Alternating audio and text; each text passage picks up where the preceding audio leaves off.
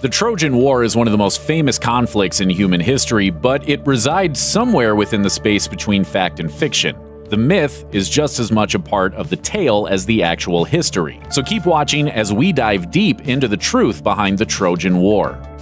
The story of the Trojan War has been told and retold countless times, most famously by Homer in the Iliad. But its historical authenticity wasn't always accepted as fact. In the 17th century, Blaise Pascal wrote, "Homer produced a story which he offered as such and was accepted as such, for no one doubted that Troy and Agamemnon had existed any more than the golden apple. He did not think he was making a history of it, merely an entertainment." But it turns out that there's more truth to Homer's tale than initially thought. In the 19th century, a Prussian businessman named Heinrich Schliemann went to what is now Turkey in an attempt to find the location of the Trojan War.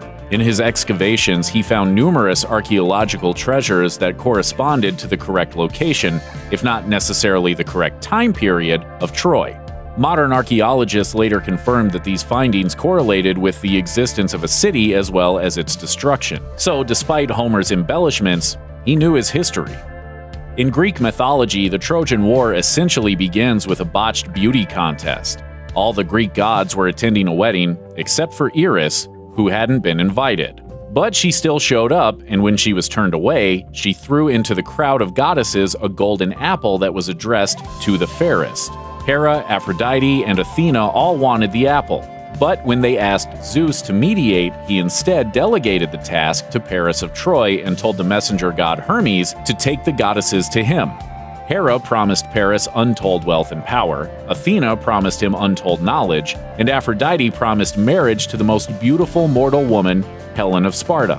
That bribe sealed it, and Paris chose Aphrodite as the recipient of the golden apple. Surprisingly enough, the judgment of Paris is only mentioned explicitly once in the Iliad, in the final book of the poem.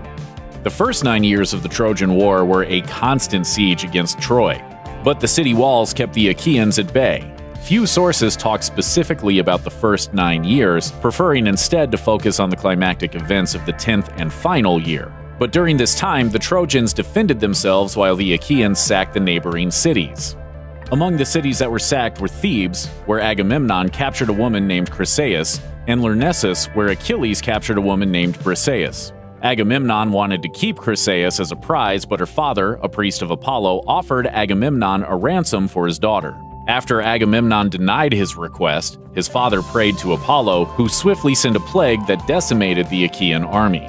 Agamemnon then begrudgingly gave up Chryseis, though he decided that if he couldn't find a replacement, he would simply take another woman as his unwilling prize instead.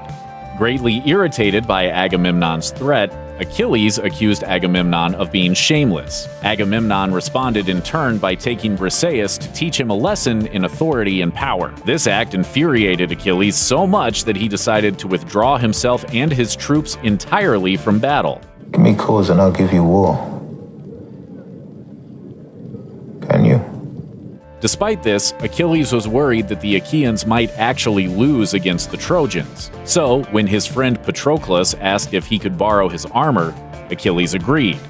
Initially, Patroclus did remarkably well, but then Apollo once again attacked the Achaean army, shattering Patroclus's spear and breaking the armor off of him. While exposed like this, he was brought to his end by Hector. Enraged at the news of his friend's death, Achilles decided to rejoin the war effort. He immediately sought Hector out for vengeance. Upon meeting Achilles, Hector tried to get him to agree that no matter who won, they would not desecrate the defeated man's body, for this is what his mother warned would occur. But Achilles' rage had given him tunnel vision, and he had no regard for fairness. He promptly slayed Hector and then tied his body to his chariot and pulled it back to the Achaean camp. The Trojans then called upon their allies for support now that their best fighter was dead. But they were no match for Achilles, so the gods decided that enough was enough.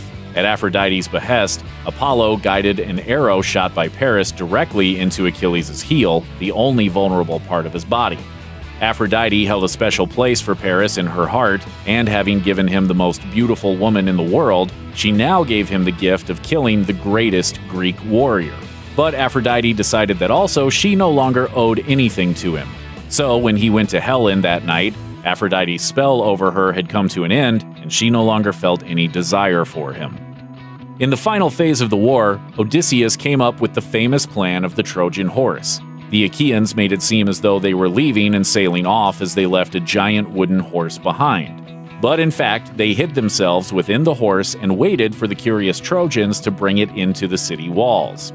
They made sure that the warrior Sinon also stayed behind to tell the Trojans that the Achaeans had decided to give up and leave the Trojans a present. The Trojans fell for the ruse. That night, as they celebrated their victory, the Achaeans climbed out of the horse and sacked the city. Keep us on, you Trojan dogs! The Achaeans were cruel in their victory as they pillaged the city and committed sacrilegious acts.